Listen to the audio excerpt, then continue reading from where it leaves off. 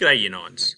I want to talk about one area of the draft that wasn't done so well, so that before you have to hand in the assignment, you can do a little work to improve it. And that's the area around analysing some sources. And specifically in the task sheet, it says that you have to use a variety of sources with at least 2 primary sources. So that's where in the task sheet it hints at what we have to do. And what becomes really important when we're marking this is that one of the criteria in analysing and interpreting refers specifically to the way sources are analysed. Have you found a source, or at least 2 primary sources according to the task, and identified the origin, purpose and context, some of the motivations, values and attitude, the different historical interpretations, and drawing some conclusions about how useful the source is. So to take this a step further, I want to show you an example. And this example was put together by Mrs. Dare, who is the senior history teacher at the school. This criteria comes straight from your task sheet. Okay, so to get an A in this criteria, you have to show discerning evaluation of a source that identifies the origins, purposes, as we said, the motivations, values and attitudes, the different historical interpretations, and draws conclusions about usefulness. So let's have a look at this source that I've found. A painting from around 1850 and access from the State Library of Victoria.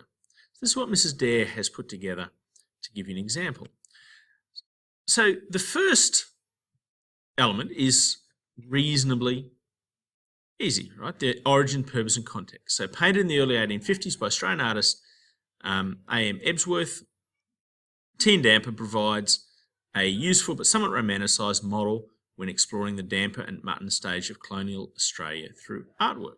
So there you've given some of the origins and purpose and context, as well as some comments on the usefulness and motivation.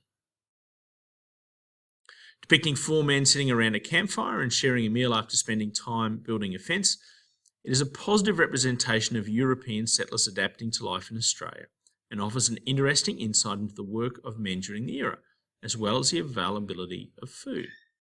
So you've talked there a little bit about attitudes and values, usefulness, and a comment around historical interpretation. The source reflects the change in eating and cooking styles during the colonial period in Australia and demonstrates the ingenuity, originality and innovation in cooking that was needed when working out in the bush, thus mirroring the changing values in society at the time. Another comment on attitudes and values. While indicative of Australian artwork at the time of production, tea and damper can also be interpreted as a one-sided, gender-biased account of the events during the colonial period, thus reflecting a Eurocentric, androcentric view of life in Australia. Another comment on historical interpretation is, despite this, the painting maintains its high worth, or its worth, as it highlights the underlying attitudes, values and motivations from the time of production. So conclusions about usefulness based on motivations, values and attitudes. Now, one thing that I would like to stress is that this seems like a fairly large amount of analysis just for this. How are you going? That's right. You don't mind if these guys just sitting here? Yeah, no worries. I'll take PC outside. No worries. So the point I was making is you don't have to deal with all of these elements in each of the sources as your criteria, each of the sources as you analyse them. So for example, in most you'll have to identify the origin, purpose and context, but you might just deal with motivations, values and attitudes and usefulness in one, and another you might focus more on historical interpretation. So they don't have to, each analysis doesn't have to involve all of the elements that are put together